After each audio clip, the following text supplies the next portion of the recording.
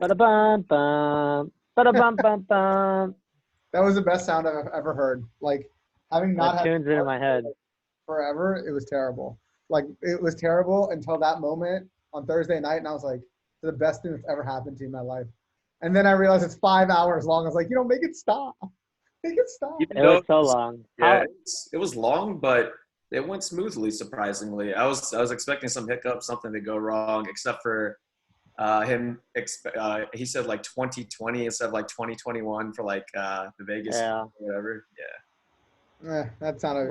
Moment of truth. Let's find out who is the bigger loser out of all of us. How much of the draft did you guys watch? Did you watch all the way until the end of the first night, the end of the second night, and what about Saturday? I watched the first round fully, and then I skimmed and was getting notifications about the next two rounds, and then just kind of looked up, see what went on with it. I actually missed most of the first round. That's why I was like in our group chat. I was like I watched the Redskins pick, and then like I was doing some stuff, and then like I caught like the 20s, like from like after the Redskins all the way to the 20s. I was just like constantly just looking at my phone, figuring out who got drafted, what pick are we at, this and that, and I was like so bummed that I missed it, but at the same time, what else could you be doing? It was a bit of an important thing. I'll keep that on the low, but we're on quarantine. There's nothing else to do. No, man. Sometimes you got to break quarantine. You know what I mean? What about you, Gogia? I watched all the first. It was like on while I was doing work. The second day I was in and out. Like I went to like the grocery store. I came back. I did other stuff. I came back, but I was on my phone watching. Day 3, I literally just had it on my laptop, and I was watching Ozark at the same time.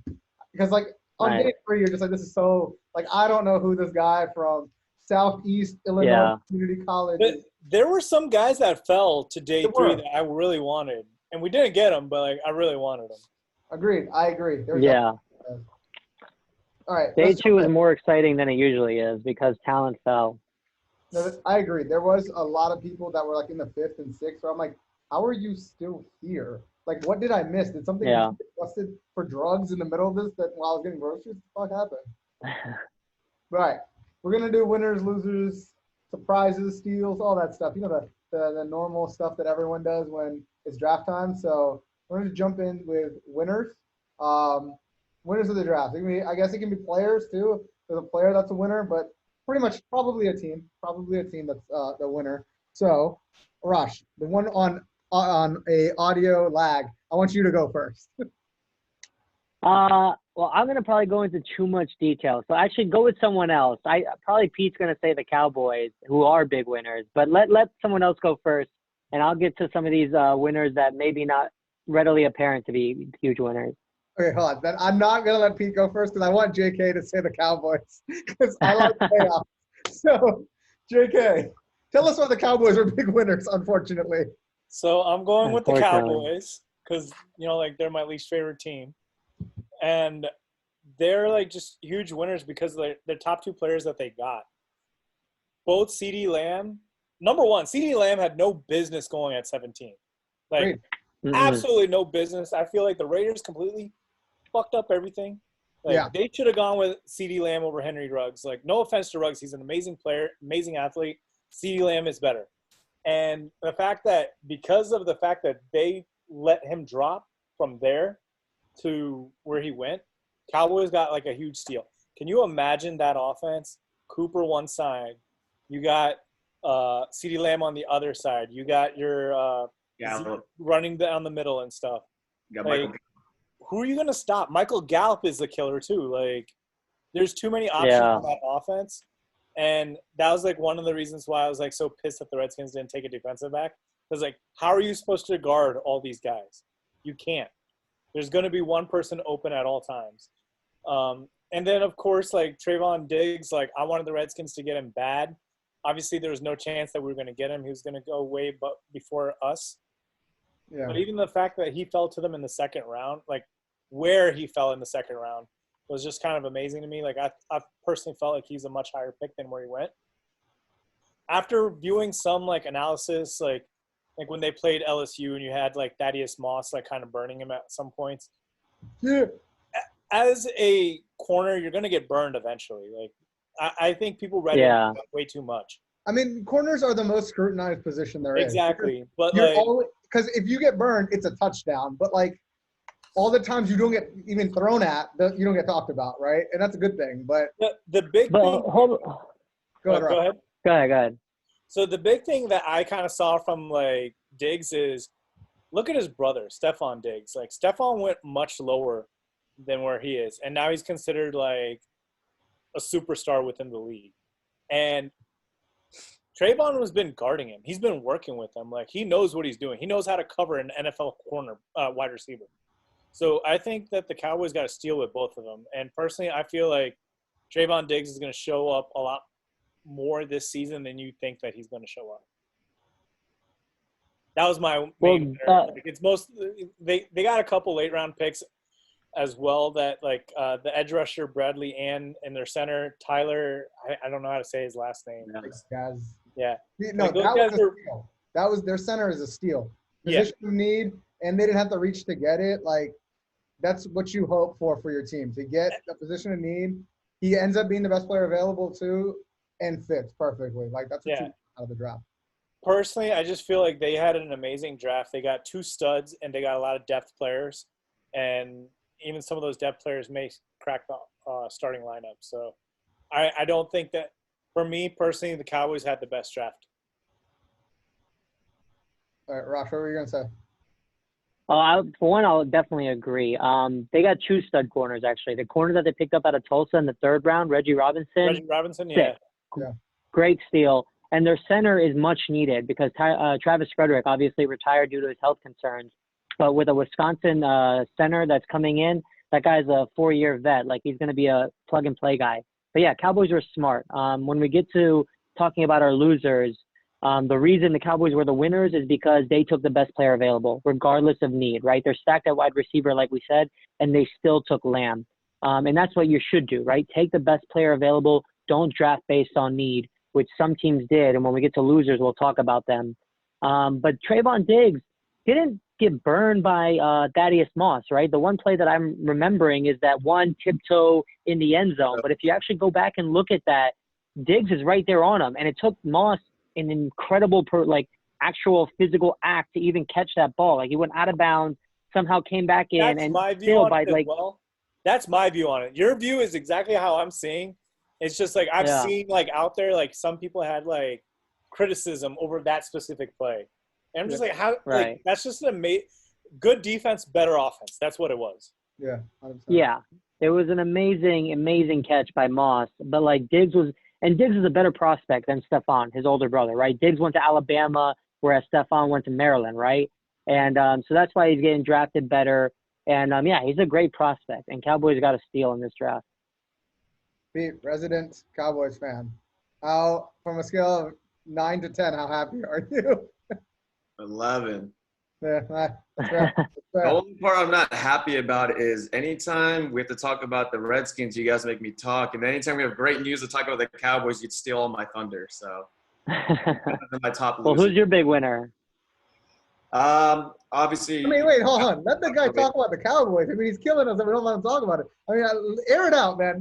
I want you to have this moment. It's your time. It's your time. You guys covered it all. It's all good. Like you said, everything you guys have mentioned, the early rounds we got lucky where we got CeeDee Lamb. We needed a corner. In the 2nd round, we didn't have to do anything. We got a great corner. And then 3rd round, we got another one. And then late, 4th round, we got center. So you guys have covered all that. I'll go on to my next pick. So Cowboys were great. Another one I thought that did great was the Baltimore Ravens. Okay. They're coming off a 14-win season last year. They really didn't need to do much. With that being said, they were able to pick up Patrick Queen, which was great for them. A-plus. That hole on defense that they needed to fill. And then in the 2nd round, they got J.K. Dobbins, who was like the first running back on their list. So now you've got Lamar Jackson coming out. You got him. They're filling the defensive need. They already won 14 games last season. They got I think they had multiple third-round picks, so they were able to pick up a couple more receivers, defensive tackles, linebackers. But overall, I think they didn't have anything that they specifically needed to do, but everything just went great for them. 100%. I love the Patrick Kane pick. Was just the perfect pick for them. No reach, nothing. He falls to you, and you just get better. And then I was watching someone's analysis, but J.K. Dobbins, they were like, if a bad team is taking a running back there, like it's a bad pick because like running backs are disposable. But when a good team takes it there, you can do that because like, I mean, that's probably the last piece you need. So like J.K. Dobbins for them is just a steal, 100% steal. How are you going to stop him now in the run game now? You have Lamar Jackson, you still have Mark Ingram, you have J.K. Dobbins. What's going to happen now? Like, I think that's a superb pickup. It's funny how you just go up 95 a little bit, and ownership and management change so much. They have it all figured out all the time. We're getting there, though. We're getting closer. Another thing not to forget, and we were talking about this a few episodes ago, is that the Ravens exchanged 2 fifth-round picks for Calais Campbell and Marcus Peters. So don't forget that. I don't know where those 2 fifth-round picks are and what the Jags did with them and what the Rams did with them, but it's not as good as Calais Campbell and Marcus Peters today. So that's why the Ravens also had a great draft, man. They freaking turned 2 insignificant fifth-round picks to immediate starters today. That's what you look for. You want an immediate starter. JK, thoughts? Prayers? Yeah, I mean, kind of echoing what Pete said, like the only thing that I didn't necessarily like about the J.K. Dobbins pick, and yet again, it's hard to scrutinize that pick. You're getting an amazing running back. It's like, you already have a great running back. Now you're going to take carries away from that amazing running back. Like, but he's 30. Huh? Mark Ingram's 30. Like, that's the thing. I get it. I understand that. But it's like J.K. Dobbins is a day one starter on most teams. He's going to be coming off the bench for you. Yeah. And I still feel like you have more juice that you can get out of Mark Ingram. And you got to remember, he's 30, but at the same time, like, he doesn't have the same type of wear and tear that a lot of those 30-year-old running backs have. Sure. For most of his career, he's been splitting carries. But I think you got to think of it like Arash said. When you're drafting and you have a great player, not necessarily the player that you need, but there's a great available player, you definitely got to take him. It sucks every time because he's definitely going to lose carries or maybe get traded or something might happen to him. But in that sense, you got a young, hard runner that's coming out, and you start looking down the line. Yep, you're right. He might be day one. They might, go to committee, and then he might take over the job. But that's the nature of the game. Yeah. You replace with I just feel like both of those running backs are guys that need to be the bell cows. And this is my problem with the running back position, right? It's most other positions, wide receiver, you could always use 2 number ones, right? Tight end, you could always use 2 tight ends. It's difficult to have 2 primary running backs on your team. They always end up splitting carries, and for the most part, when you do have that scenario, you have some guy that's able to pound the rock and another guy that's able to slash it. But what also is the hardest position to fill? Running back. When you get an injury, you get someone to go down. That is also the hardest position to fill. I also think for their scheme, they need that running back when the running back goes down. Think about, they used Gus Edwards last year. They used Mark Ingram. They used what's the name? They have a third running back I'm blanking on off the top of my head right now. They drafted him last year, Gus Edwards, but Justice something. Justice Hill. I don't know about that scrub. Justice Hill was the third running back. I drafted him in the 7th round or like the second to last round last year, hoping he would do something. He did nothing, but whatever. Yeah, I mean, they're a team that's going to run the ball with Lamar Jackson, right? It doesn't hurt to have depth, right, at that point. But it's smart. It's smart for this reason. Go ahead. Finish your point. No, that's it. That was the point. I was going to say, I'm agreeing with you because it's smart in the fact that I get that Mark Ingram is still in Ravens. He had a great season, but he's about to turn 30 years old, right? And that eventually tops out, right? Eventually running backs right around this age are going to tap out. And it's crazy to think that it's going to happen in this instance because Ingram had a stellar year. I had him on my fantasy team, and he was like balls to the wall.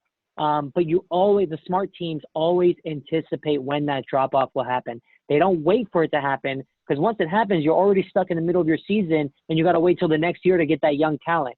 This Right. is smart because Ingram is about to drop. It hasn't happened, which is good for the Ravens. Maybe they get a full season, but it's also good for JK, right? For Dobbins, because now he's not going to have to get overloaded his rookie year. They get to split him with Ingram and keep him young so that next season, maybe Ingram's gone, maybe they trade him, maybe they cut him.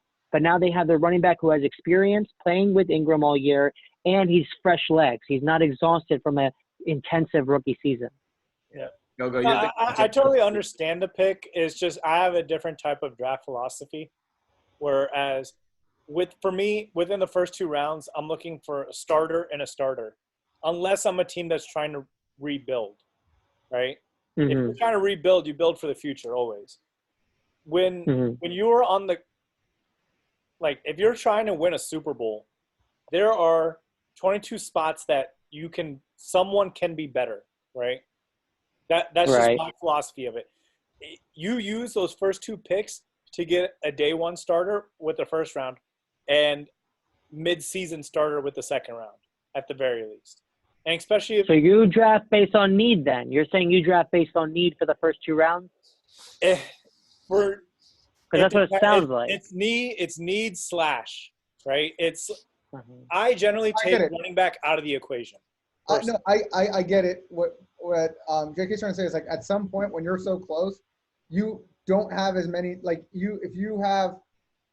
you're 1 game away from the Super Bowl, you probably want to address the need to get past that, right? Especially when your core is so young, right? Especially when Lamar Jackson's under a contract that's not going to kill your team, right?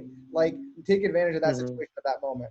My question is, who are their wide receivers again? They have Ravens wide receivers. They got Willie Snead. They got Hollywood Brown. Didn't they get? Where's Kenny Stills at? I forget where Kenny Stills is at. Houston. You got Willie Snead. No, he got traded. Chris Moore, Miles Boykin. So where I'm coming from is you got Hollywood Brown. He's a first-round talent, whatever. But who do you got after that? That's going to scare you. I mean, it's Mark. It's one of the deepest wide receivers drafts out there. Let's be real. It's Mark Andrews is our first option, right? Yeah. And he's a top 5 tight end, right? That's option 1. And then it's Marquise Brown. And then you also still have Nick Boyle that they were playing because they're going to run 2 tight end sets, right? So now you need 1 more pass catcher. They've had Willie Snead, but they also drafted the dude from Texas, Devin Duvray or whatever his name is. He was good in college. In a very deep wide receiver draft, of course he's going to go in the 3rd round. In a not deep wide receiver draft, that's why he goes later. That's why he's overshined by all the shiny objects out there. Yeah. I mean, he's going to take Willie Snead's job. That's what's going to happen. Halfway through the season, he's going to take Willie Snead's job. That's what you're hoping for. That's what I'm calling. I like Willie Snead. I do too, but I'm calling it that he will take his job by halfway through the season. I get exactly what you're saying, JK, but I still have to lean towards what Arash is saying. The guy had 2,000 rushing yards and 21 touchdowns this past season. Him being there, available, sure, maybe I want to upgrade another position, but, if I want to have a solid backup or a trade option, I'm going to take this guy. He's a stud. Yeah. This is my approach. So let's say you have your board, right? All these teams have their draft board. And let's say best player available is JK, right, Dobbins? If you need, for instance, receiver, and you have a receiver ranked maybe 2 or 3 spots underneath Dobbins, then sure, that gap is not too much.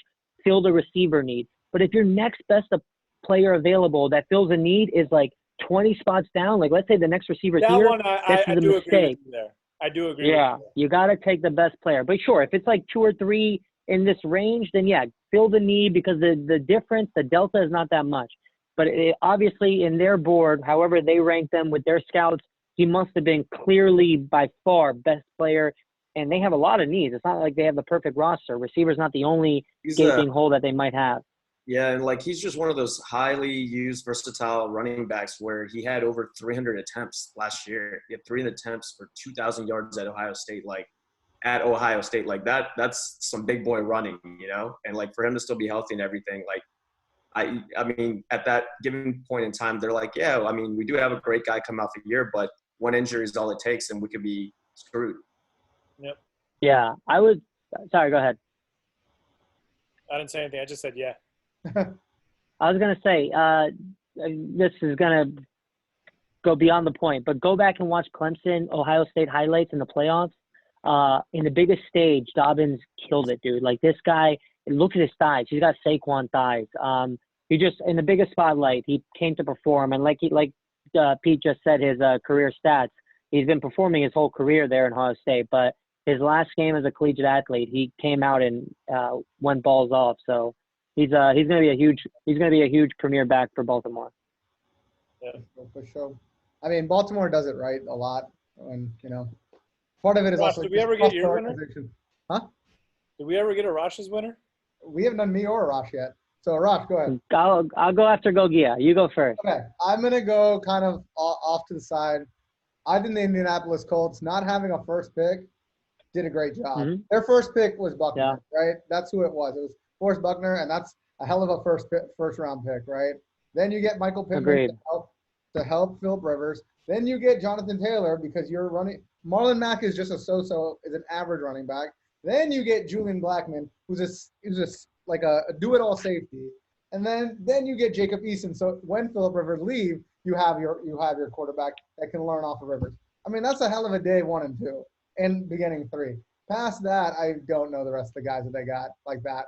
I looked at Danny Pinter. He's regarded a value pick at the 5th round? Yeah, in the 5th round.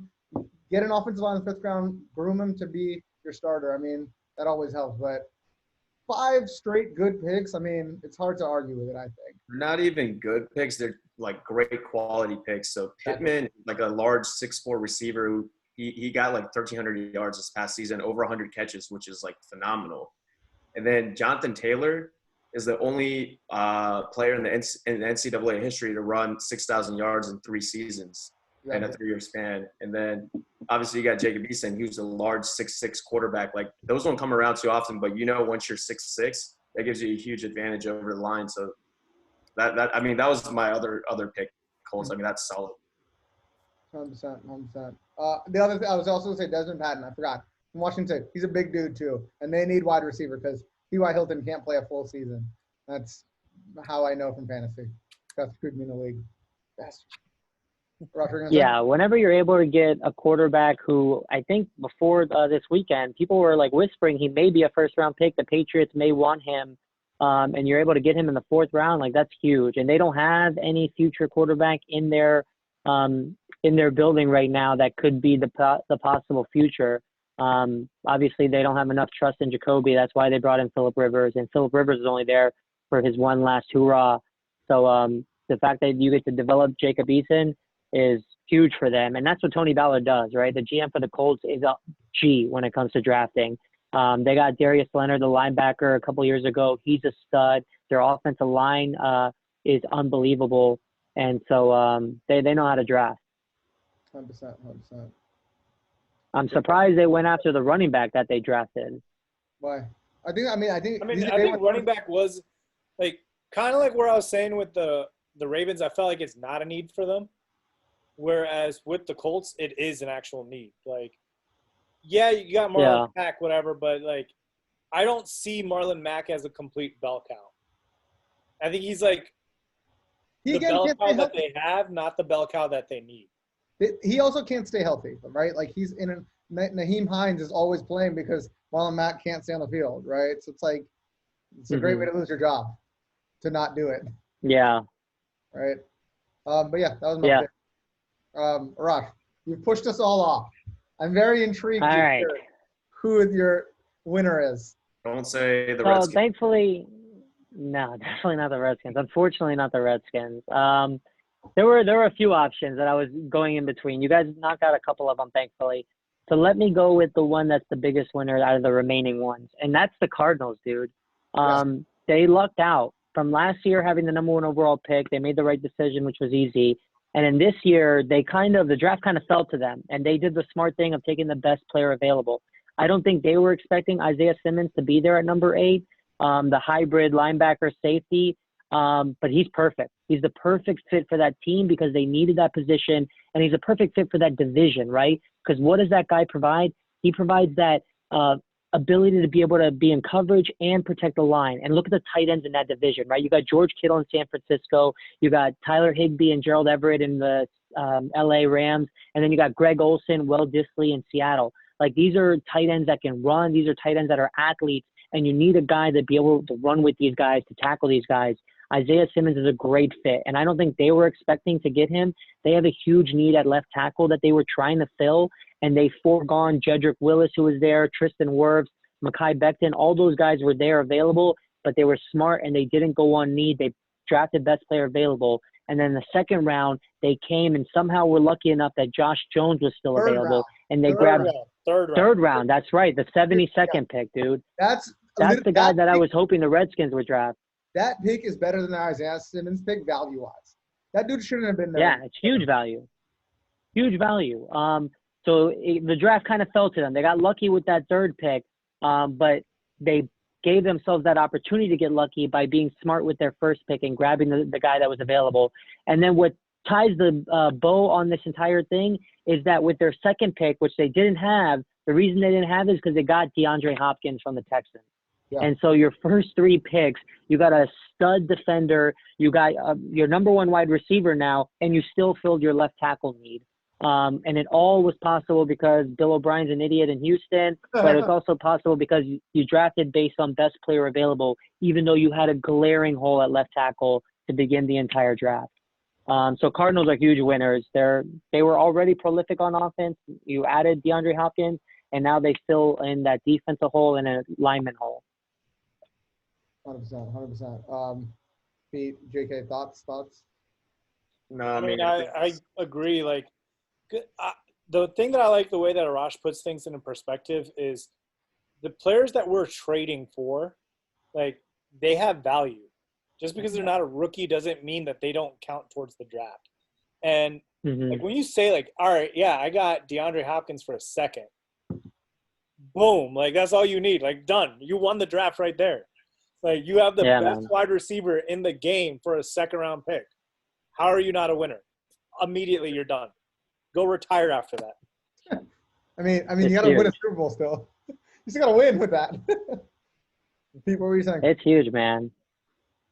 No, I was just saying, yeah, I totally agree with Arash. They're definitely another team that did it right with the offseason moves and then coming into their draft and taking exactly what was available. Can't go wrong with exactly what they did.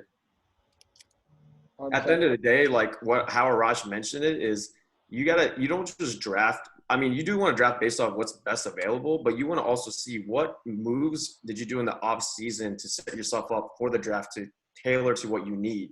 It's a collective package, and that's truly what a draft grade should be, is based off what did you do in the off season, what did you acquire, what do you need, and what are you going to draft to make this all come together and work. Because you could pick like the top 4 great, best players available in each round and get a great draft grade, but at the end of the day, how's your team look overall, But it's that full package. 100%. I also like, Benjamin in the 7th. I mean, dude's quick. Dude's supposed to go in the 5th.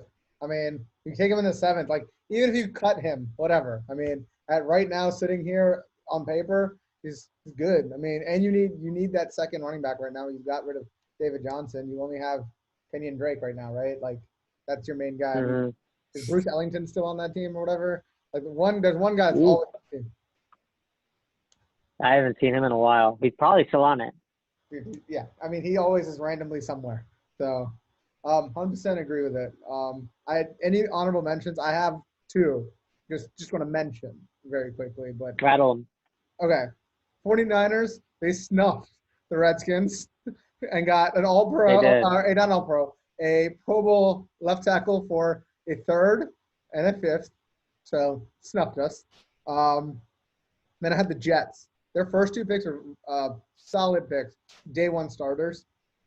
Detroit had a sneaky good draft. They filled holes with day 1 starters. They're not like a top winner, but like they didn't have a bad draft. Let's put it like that. And the only other 2 I have are the Vikings, because they haven't had a bad draft in like 3 years. And I had one more, and I didn't write it down. Oh, Denver, getting Jerry Jeudy. Come on, for free. How the Raiders handed you that? Your division foe handed you that. So shit, that's a great setup for them. I Anybody else? agree with the 49ers. So they got Kinlaw, right, which replaced DeForest Buckner, who they traded away. So that was perfect. They got to fill that hole right off the bat, and that was the best guy available at that time. Did you see the trade that they made during the draft? They shipped off Marquise Goodwin to Philly, I think. I think it wasn't like that much compensation, but with their second pick, their second first-round pick at number 25, they got the Arizona State Speedster, which is the same style as Goodwin. Yeah. So they basically Brandon Ayuk. So that was smart. And then they robbed the Redskins and got their left tackle.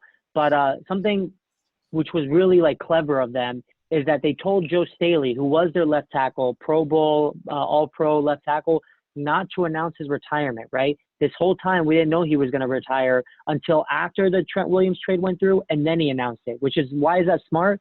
Is because it didn't provide the Redskins leverage. If the Redskins knew, the 49ers aren't going to have a left tackle, they need Trent, that would have gave the Redskins more leverage to squeeze a little bit more value out of it. But the fact that Joe Staley stayed quiet the entire time was strategic, because now the Redskins they didn't know, right? They don't know that. No one else knows that. Because if the 49ers, if it's common knowledge that the 49ers are empty at left tackle, then everyone knows the Redskins are going to have more leverage to give up Williams. I'm not going to lie, though. Like, I definitely think the only reason why that trade went down is because we have a complete new regime.